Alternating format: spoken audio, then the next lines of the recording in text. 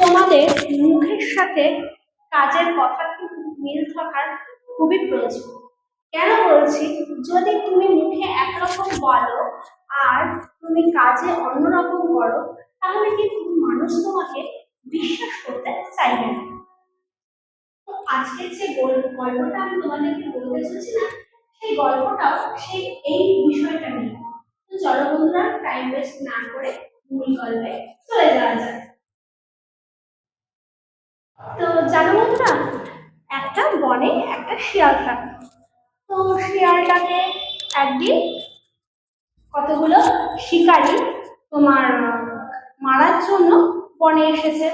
তো শিয়ালটা ভয়ের খেলা কি করেছে, শিয়াল শিকারীদের তাড়া খেয়ে তোমার একটা কাঠুরের যে ঘর ছিল সেখানে এসে পড়েছে। এবং কাঠুরেটা শিয়ালটাকে দেখতে পেয়েছে, দেখে বলছে তুমি আমার এখানে কি করতে এসেছো। তাই এবার শিয়ালটা বলছে যে কাঠুরে ভাই আমাকে না ওই শিকারীগুলো আমাকে ধরতেছে, ওরা ধরতে পারলে আমাকে মেরেই ফেলে দেবে, তুমি প্লিজ আমাকে একটু বাঁচাবে।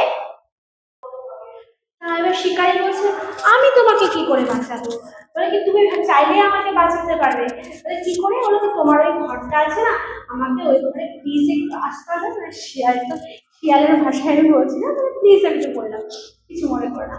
তাহলে আচ্ছা ঠিক আছে, কাকুরা তখন বললো আচ্ছা ঠিক আছে তুমি ওই আমার ঘরটাতে গিয়ে আশ্রয় না, যখন কাঠুরে তোমার শিকারীরা আসবে তখন কিন্তু আমি ওদেরকে বলে দেবো তুমি এখানে নেই, দেখেছো কিনা, বা আমি তখন বলে দেবো আমি ওকে দেখিনি। ঠিক আছে, শিয়াল কিন্তু কাঠুরেকে বিশ্বাস করে ওই ঘরে গিয়ে লুকিয়ে পড়লো। এরপর কি হলো তো বলো তো বন্ধুরা, এরপর হলো কি, শিকারীগুলো ওই শিয়ালের খোঁজে কাঠুরের কাছে আসলো। কাঠুরের কাছে এসে তোমার জিজ্ঞাসা করছে যথারীতি যে তুমি কি কাঠুরে ভাই, তুমি কি শিয়ালটাকে দেখেছো।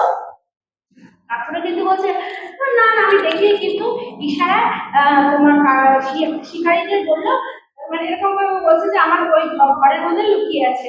হ্যাঁ, কিন্তু যে শিকারী সে কিন্তু আহ, সেই কাঠুরের যে ইশারাটা না বুঝতে পারলো না।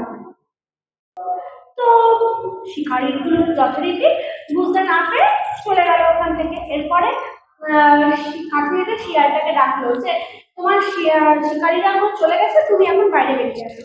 এবার শিয়ালটা কিন্তু ভেতর থেকে সব লক্ষ্য করছিল, তাই এবারে ও চুপচাপ চলে যাচ্ছিল।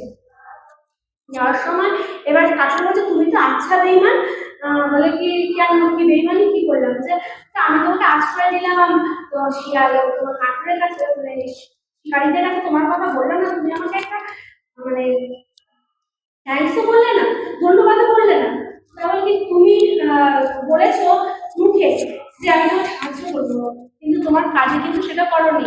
তা না হলে তুমি মুখে বলছো যে এখানে শিয়াল নেই, কিন্তু চোখের ইশারায় তুমি দেখিয়ে দিচ্ছ যে শিয়াল কিন্তু এখানেই আছে। তা আমি কি সেটা দেখতে পাইনি, আমি সেটা ঠিকই দেখতে পাচ্ছি, তাই তোমার মতো বেইমান লোককে আমি কেন ধন্যবাদ জানাতে যাবো। তাই বন্ধুরা তোমাদের বলছি, মুখে যেটা বলবে না সেটাই করার চেষ্টা করো।